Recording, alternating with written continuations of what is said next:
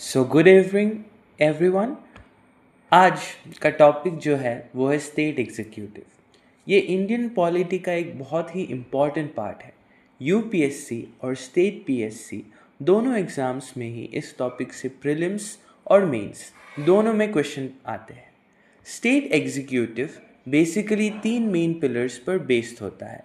First is the governor, chief minister, and then is the council of ministers.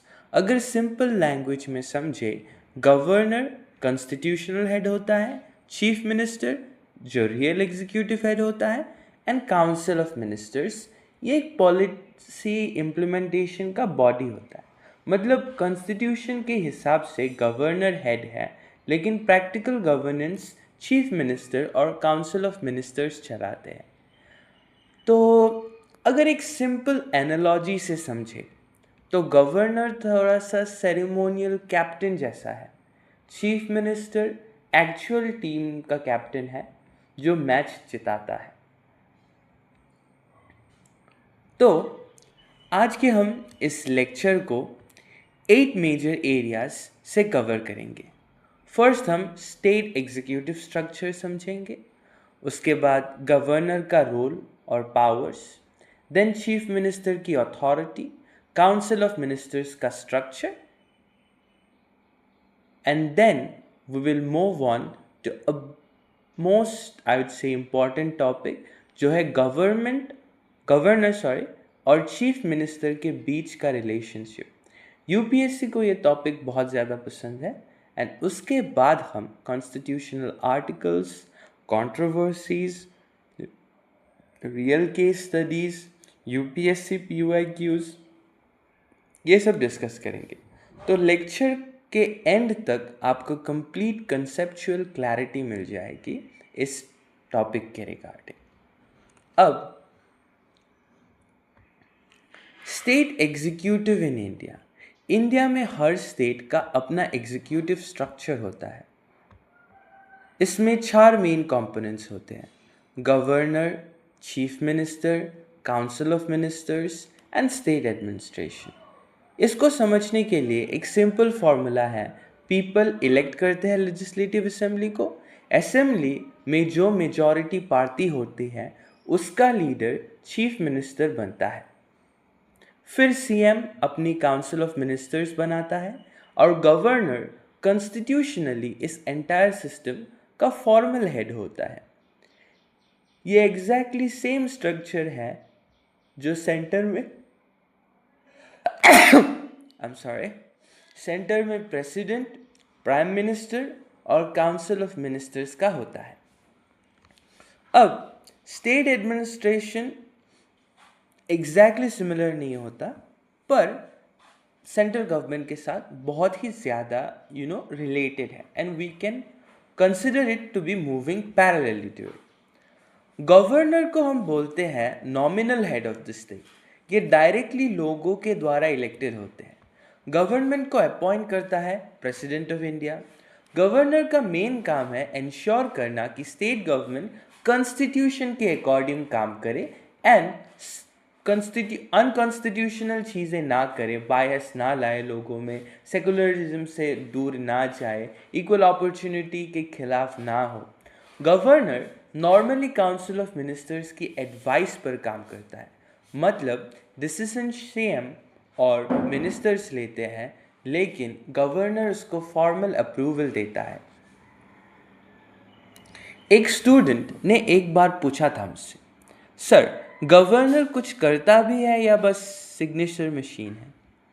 Then I said, normally signer machine ही है, but कभी कभी discretionary powers में real role भी play करता है and that role is not visible always. हमेशा वो रोल हमें नहीं दिखता। अब कुछ इंपॉर्टेंट कॉन्स्टिट्यूशनल आर्टिकल्स देखते हैं जो गवर्नर से रिलेटेड है। These are extremely important for prelims. Under Constitution of India, Article 153, every state shall have a governor. Under Article 154, executive power of a state is vested in the hands of the governor. Article 163, council of ministers aid करते हैं governor को सही decisions लेने के लिए।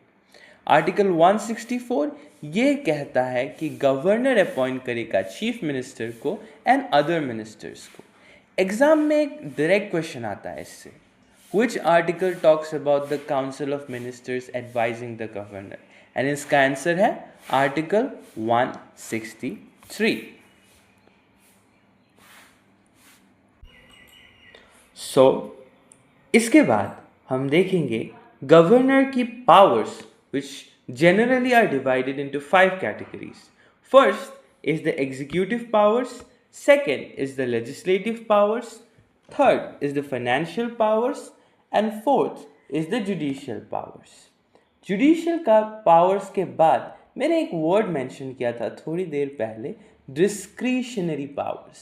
ये powers जब governor use करता है then he plays a role beyond the signature machine.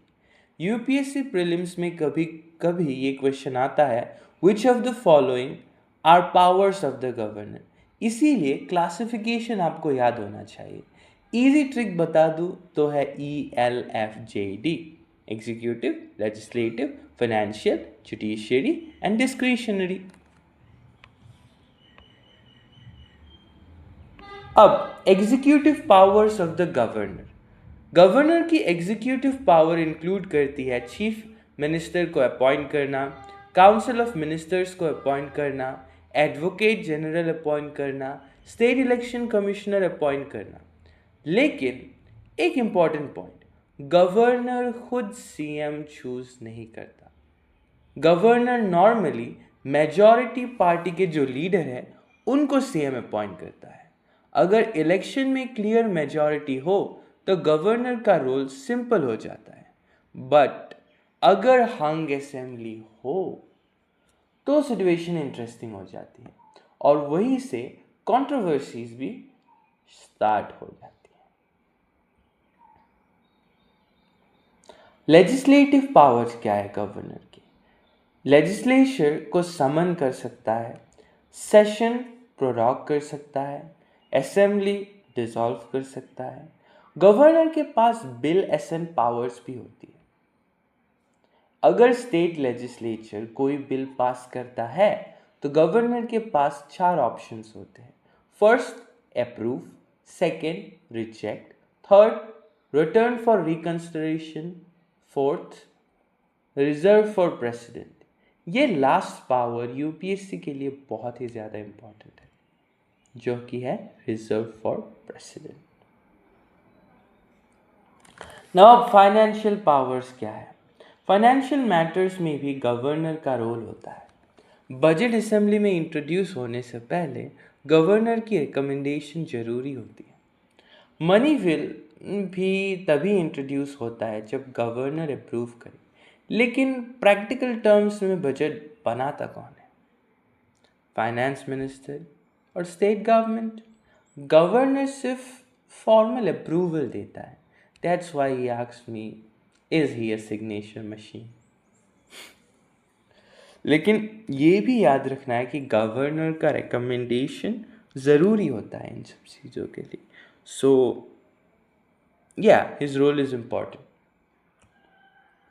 अब जो मैंने बताया कि most controversial power and bar bar UPSC में क्वेश्चन आता है, वो है गवर्नर की most controversial power, discretionary power. ये वो पावर्स है जहाँ गवर्नर अपनी जजमेंट यूज़ कर सकता है। एग्जाम्पल मैंने हंग असेंबली के बारे में थोड़ी देर पहले बताया। इसमें सीएम अपॉइंट करना, कोई बिल प्रेसिडेंट को रिजर्व करना, प्रेसिडेंट रूल रिकमेंड करना। इसी वजह से गवर्नमेंट कभी कभी पॉलिटिकल कंट्रोवर्सी का सेंटर बन जाता है। मतलब टारगेट गवर्नर को क्या चाहता है, दो वो ज़्यादा रोल प्ले नहीं करते। सो ये हंग असेंबली में डिसीजन लाता है। Next, chief minister. Chief minister state government का रियल एग्जीक्यूटिव हेड होता है। आप इस चीफ मिनिस्टर को जानते ही होंगे। Is the chief minister of Assam and there are lot of controversies going against him, for him. अब उसके रिगार्डिंग हम डिबेट नहीं करेंगे। अगर गवर्नर सेरेमोनियल हेड है तो सीएम एक्चुअल डिसीजन मेकर है। सीएम यूजुअली लेजिस्लेटिव असेंबली के मेजॉरिटी पार्टी का लीडर होता है। सीएम के बिना स्टेट एग्जीक्यूटिव फंक्शन नहीं कर सकता। एक सिंपल लाइन याद रख लीजिए, आप लोगों के लिए बहुत काम आएगा। गवर्नर सिंबॉलिक हेड है, सीएम फंक्शनल हेड है। फॉर एग्जाम्पल, आप एक गाड़ी चला रहे हैं, मैनुअल गाड़ी जिसमें गियर है। आप गियर का हेड पोर्शन टच करते हैं, लेकिन नीचे का मामला जो होता है वो फंक्शनल होता है। अगर डिस्कनेक्ट कर दिया जाए तो क्या होगा? एक हिलता रहेगा, नीचे वाला काम नहीं करेगा। So that's important. He is the head of Council of Ministers and in most cases is the leader of majority party. अब हमें याद रखना है powers of chief minister. Chief minister के बारे में हमने बता दिया, अब इनके पावर्स क्या क्या है। ये एडवाइस करता है गवर्नर को ऑन अपॉइंटमेंट ऑफ मिनिस्टर्स। ये काउंसिल ऑफ मिनिस्टर्स को लीड करता है। सीएम गवर्नमेंट पॉलिसीज कोऑर्डिनेट करता है। बेसिकली अगर कहा जाए तो सीएम पूरे स्टेट एडमिनिस्ट्रेशन का लीडर होता है। He is basically controlling everything in the state. And if you ask a normal citizen of India कि आपके हेड कौन है, आपके स्टेट का हेड कौन है, then he or she usually refers the name of his or her state chief minister. UPSC mains में लिखने के लिए एक लाइन बहुत ही ज़्यादा यूजफुल है। Chief minister is the pivot of the state executive. Pivot के बारे में मैंने थोड़ी देर पहले गियर के एग्जाम्पल से आप लोगों को समझाया था। सो गवर्नमेंट पॉलिसीज भी यही कोऑर्डिनेट करते हैं and thus we see him as the head of the state. अब चीफ मिनिस्टर का रोल क्या है? मैंने तो बता दिया कि लीडर है and this all. What's his total role? First is policy administrative जो लीडरशिप है। Second is administrative leadership and third is council of ministers के बीच में लिंक रखना। सीएम गवर्नर को इन्फॉर्म करता है एंड गवर्नमेंट डिसीजंस के बारे में। इसलिए सीएम को कभी कभी bridge between constitutional head and जो पॉलिटिकल एग्जीक्यूटिव है वो भी बोला जाता है। So he acts as a bridge between क्या क्या? Constitutional head and political executive. अब सीओएम काउंसिल ऑफ मिनिस्टर्स, बार बार मैं बता रहा हूँ, ये एक टीम ऑफ मिनिस्टर्स होती है जो चीफ मिनिस्टर्स के साथ काम करते हैं। ये मिनिस्टर्स डिफरेंट डिपार्टमेंट्स हैंडल करती है and they are responsible for administration. For example, education के लिए, हेल्थ के लिए, फाइनेंस के लिए, एग्रीकल्चर के लिए। So council collectively state administration run करती है। An important point here would be the council of ministers collectively responsible होते हैं लेजिस्लेटिव असेंबली के लिए।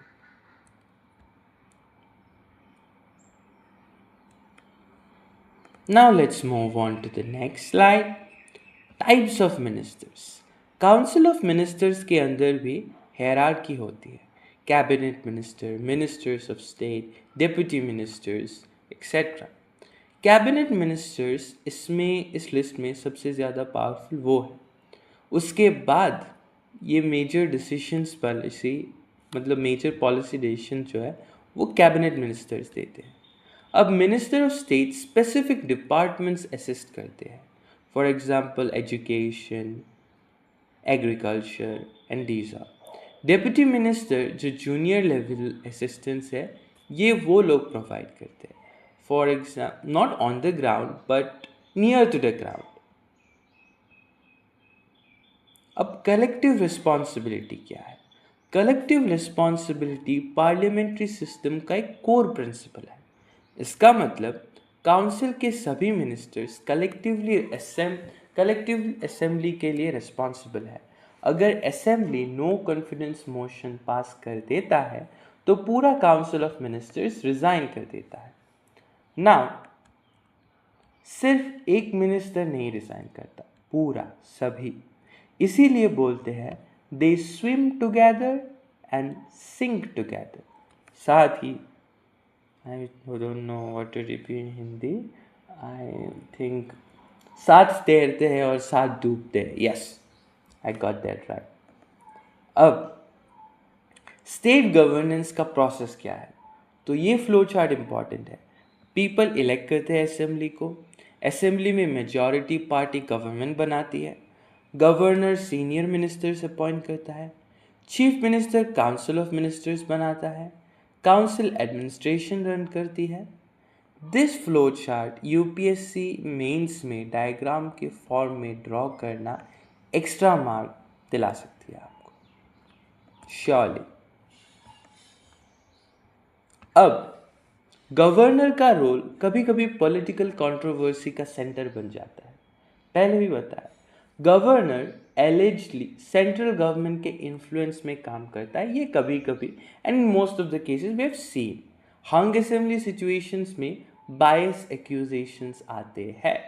सेंटर स्टेट कॉन्फ्लिक्ट्स भी क्रिएट हो जाता है। For example, a party that is in power in the centre influences him and उसी party के लीडर को सीएम बना दिया जाता है। इसीलिए स्कॉलर्स कभी कभी गवर्नर को बोलते हैं एजेंट ऑफ द सेंटर, मतलब सेंटर से इसे मैनिपुलेट कर दिया जाता है। He is like a puppet, he or she. अब who appoints the chief minister? Options है प्रेसिडेंट, गवर्नर, प्राइम मिनिस्टर या फिर सुप्रीम कोर्ट। अब इसका आंसर तो आप लोगों को याद ही हो चुका होगा, गवर्नर। कैसे इलेक्ट करते ये भी बता दिया मैंने। अब यूपीएससी मेंस के क्वेश्चन, ये 3 क्वेश्चंस बहुत ही ज़्यादा टिपिकल है। इसी तरीके क्वेश्चंस बार बार आते रहते हैं।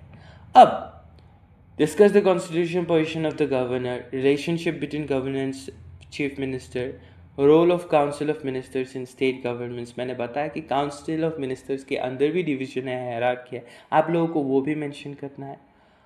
अब अगर आप इसमें डायग्राम यूज़ करें, एग्जाम्पल यूज़ करें, तो आंसर हाई स्कोरिंग बन जाता है। For example, this is a toppers answer sheet. First introduction, उसके बाद सब हेडिंग्स, उसके बाद बुलेट पॉइंट्स, एंड देन उसके regarding again a sub heading, again bullet points, and then finally a conclusion. So आपको इसी फ्लो में चलना है। स्टेट एग्जीक्यूटिव का स्ट्रक्चर सिंपल है, governor, constitutional head, chief minister, real executive council. So अगर आपको इंडियन पॉलिटी समझना है तो स्टेट एग्जीक्यूटिव को समझना बहुत ही ज़्यादा एसेंशियल है।